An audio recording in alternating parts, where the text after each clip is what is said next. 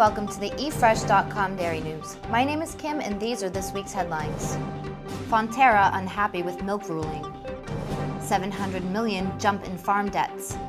Dairy farmers of Britain rejects cash flow rumors. Dairy farmers milked by fallen prices. Too early to question U.S. dairy subsidies.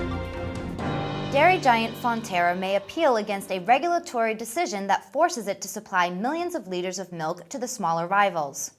The Commerce Commission last week ruled that Kamai Cheese Company and the Great Kiwi Cheese Company were independent processors and were entitled to be supplied milk by Fonterra under the Dairy Industry Restructuring Regulations 2001. Fonterra supplied 440 million liters of raw milk under the regulations during the 2008-2009 seasons, with a maximum of 50 million liters to any one processor, or, in the case of Goodman Fielder, 250 million liters. The cost of the regulated milk could be agreed with processors, but the regulations provide a default price.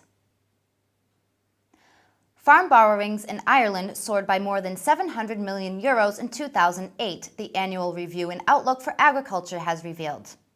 The overall level of debt in the sector jumped from 4.75 billion euros to 5.44 billion euros in the 12 months up to the end of last September, an increase of 14.5%. The recent spike coincides with substantial investment in the farm waste management scheme. The most significant investment was made by dairy and beef farmers, and debt levels in both of these sectors have mushroomed as a result.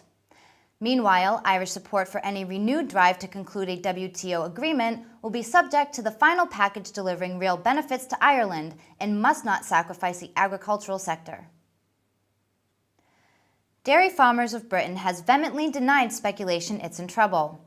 Last month, the £562 million farmer-owned cooperative blamed the credit crunch for the cancellation of a scheduled half-yearly payment of interest on members' accounts, believed to be worth £1.75 million, which sparked rumors of cash flow problems.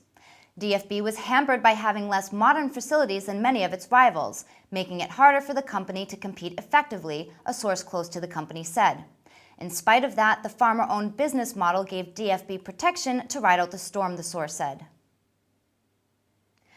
Barely a year ago, dairy prices were so high, milk was being likened to white gold.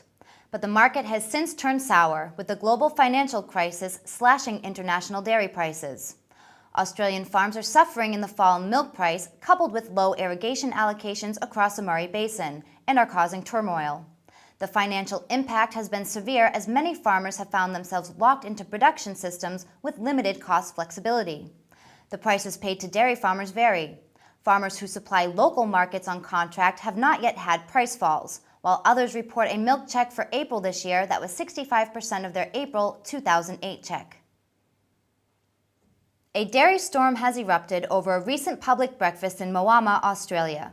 When U.S. Consul General Michael Thurston spoke at the breakfast, he was forced to bring up the topic of recently introduced dairy subsidies himself, with no questions from the 50-strong audience. This was despite Murray Dairy holding a forum at the same venue that day. Australian Dairy Farmers President Alan Burgess, who was at the forum, said he did not attend the breakfast because he wasn't invited. Last week, Dairy Australia Strategy and Knowledge Manager Joanne Bills wrote on a dairy discussion website that the understanding was that this was not an open-to-the-public meeting. The industry leaders weren't invited or even informed in advance. Thank you for watching the eFresh.com Dairy News. See you next time.